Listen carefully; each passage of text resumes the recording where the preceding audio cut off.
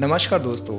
नाम तो आप लोगों ने सुना ही होगा, नेटवर्क मार्केटिंग या डायरेक्ट सेलिंग कंपनी। बहुत से कंटेंट क्रिएटर्स ने इस इंडस्ट्री का मजाक उड़ाते हुए हज़ारों मीम वीडियोस बनाई है। क्या आपको इसकी सच्चाई का पता है? क्या आपको पता है कि इस इंडस्ट्री की शुरुआत कब हुई? क्या आपको पता है ये ग्रो कैसे हुई? क्या आपको पता है कौन इंसान इस इंडस्ट्री को लेकर आया?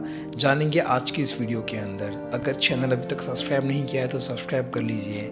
बात है 70s की। डायरेक्ट सेलिंग कंसेप्ट पहले से ही चल रहा था अमेरिका के अंदर। जो इंडिविजुअल जो इस कंसेप्ट पे काम कर रहे थे उनको जाना जाता था यांकी पेडलर्स के नाम से, जो कि एक टाउन से दूसरे टाउन जाते थे और वैरायटी ऑफ प्रोडक्ट्स वो सेल किया करते थे। सन 1855 के अंदर डॉक्टर J.R.V. ग्रेव्स के द्वारा इस डायरेक्ट सेलिंग इंडस्ट्री को ऑफिशियली इस दुनिया के सामने लाया गया। इन्होंने कंपनी लॉन्च की जिसका नाम था द साउथर्न वेस्टर्न कंपनी। ये कंपनी through mail orders books and Bibles बेचा करती, लोगों के घर घर जाके डायरेक्टली ये इन मालों को बेचा करती थी। सिर्फ एक पर्सन ने इस डायरेक्ट सेलिंग इंडस्ट्री को चेंज करके रख दिया, जिनका नाम था डेविड हॉल मैककेनल, जो कि रहने वाले आयरलैंड से थे। उनकी फैमिली सहित वो सभी लोग शिफ्ट हो गए, माइग्रेट हो गए यूएसए के अंदर। उसके पिताजी जो थे, उनके फादर एक फार्मिंग बैकग्राउंड से बिलोंग करते थे। मैककेनल का पूरा बचपन उनके पिता के साथ फार्मिंग के अंदर गुजर गया। मैककेनल को मैथमेटिक्स के अंदर बहुत इंटरेस्ट था। वो चाहते थे कि वो बड़े होकर एक मैथमेटिशियन बने, मैथमेटिक्स के टीचर बने, लेकिन बोलते ना भाग्यवश वो सेल इंडस्ट्री के अंदर उनके कदम पड़े और उन्होंने न्यूयॉर्क सेल एजेंसी के साथ टाइप करके वो बुक्स बेचा करते थे और यही सेम काम वो अदर कंपनीज के साथ भी क्या करते थे। बात है 1886 की। फर्स्ट टाइम जब मैककेनल ने डिसाइड किया कि वो बुक्स नहीं, वो अब परफ्यूम बेचा करेंगे।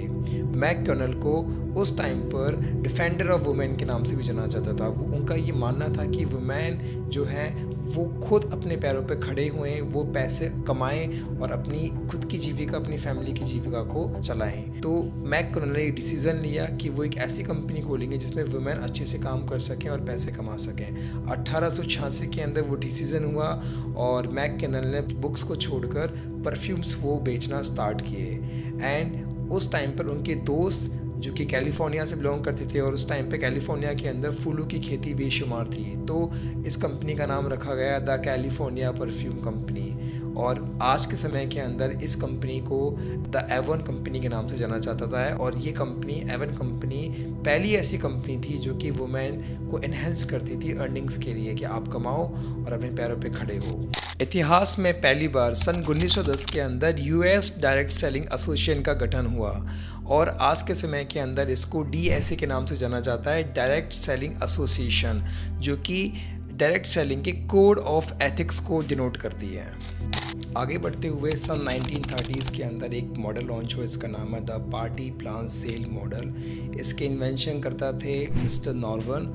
उनका कहना ये था कि इस मॉडल में हम यूजुअली वुमेन को लेंगे और वो एक किटी पार्टी अरेंज करेगी और जिस ऑर्गेनाइजेशन से वो एज ए रिप्रेजेंटेटिव काम करेगी उन्हें उनकी सेल का 10% हिस्सा दिया जाएगा। एक एग्जांपल से मैं आपको समझाता हूँ। सपोज़ मिसेस सैन एक महिला है, उन्होंने अपने घर पे एक पार्टी अरेंज की और एक ऑर्गेनाइजेशन से उन्हें कॉन्ट्रैक्ट किया कि जो भी वो सेल करेंगी उन सेल का उसको 10% मिलेगा। तो जो किटी पार्टी में जो महिला आई हैं उन महिलाओं को वो प्रोडक्ट्स जो कंपनी के द्वारा दिए गए हैं वो प्रोडक्ट्स शोकेश करेंगी, उन प्रोडक्ट के बेनिफिट्स के बारे में बताएंगी और उनको कुछ डिस्काउंट भी देंगी। सो डिस्काउंट्स मिल जाएंगे, प्रोडक्ट मिल जाएंगे और जो वुमेन जो प्रोडक्ट सेल कर रही है उसको सेल परसेंटेज मिल जाएगा। तो दोनों तरफ से विनिंग सॉल्यूशन था। इस तरीके से ये जो पार्टी प्लान सेल मॉडल है वो काम करता है। आगे बढ़ते हुए सन 1959 के अंदर क्विकस्टर नॉर्थ अमेरिका कंपनी ने पूरा कंसेप्ट ही चेंज कर दिया डायरेक्ट सेलिंग इंडस्ट्री का। इस कंपनी ने लॉन्च किया first time multi level marketing concept और आज के टाइम पर इस कंपनी को हम सभी एमवे के नाम से जानते हैं। बढ़ती हुई इस सक्सेस को देखकर सन 1978 के अंदर 12 MLM कंपनीज के द्वारा एक नॉन गवर्नमेंट ऑर्गेनाइजेशन को गठन किया गया जिसका नाम था WFDSA, world federation of direct selling association, जो कि ऑपरेट कर रही थी डायरेक्ट सेलिंग इंडस्ट्रीज़ को।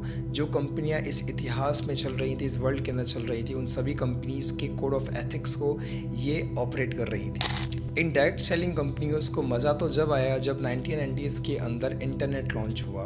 ये कंपनियां समझ चुकी थी कि हम इस इंटरनेट का यूज़ करके हमारी इंडस्ट्री को हम कितना ग्रो करवा सकते हैं। 2010 के अंदर ये कंपनियां समझ चुकी थी कि हम इंटरनेट का यूज़ करके हम हमारी टारगेट ऑडियंस को अप्रोच कर सकते हैं और हमारे बिज़नेस को 10 गुना तेज़ी से आगे बढ़ा सकते हैं। इन कंपनियों ने टैग का यूज़ करके, इंटरनेट का यूज़ करके ईमेल मार्केटिंग स्टार्ट करी, डिजिटल मार्केटिंग स्टार्ट करी, अपने प्रोडक्ट्स को वेब पे लेकर गए, वेबसाइट्स डिज़ाइन करी जिससे डायरेक्टली वो अपने कस्टमर्स को, अपने टारगेट ऑडियंस को अप्रोच कर सकते थे। जब ये सब जब हो रहा था, जब नए नए सोशल मीडियाज़ लॉन्च हो रहे थे, इंस्टाग्राम जो कि 2010 के अंदर लॉन्च हुआ, फेसबुक 2006 के अंदर लॉन्च हुआ, लेकिन इन 4 सालों के अंदर 2010 तक फेसबुक बहुत लोग इसको जान चुके थे। हद तो तब हुई जब सन 2018 के अंदर direct selling industry, network marketing industry social media पे उतर के आ गई। इन लोगों को समझ आ चुका था कि हम हमारी बिज़नेस को किस तरीके से इन्फ्लुएंसर मार्केटिंग का यूज़ करवा के हम कैसे ग्रो करवा सकते हैं। अगर आज की मैं बात करूं 2023-2024, तो पिछले इन 170 सालों के अंदर इस डायरेक्ट सेलिंग इंडस्ट्री के अंदर बहुत से चेंजेस हुए हैं। बहुत ज़्यादा चेंजेस इन 170 सालों में हुए हैं।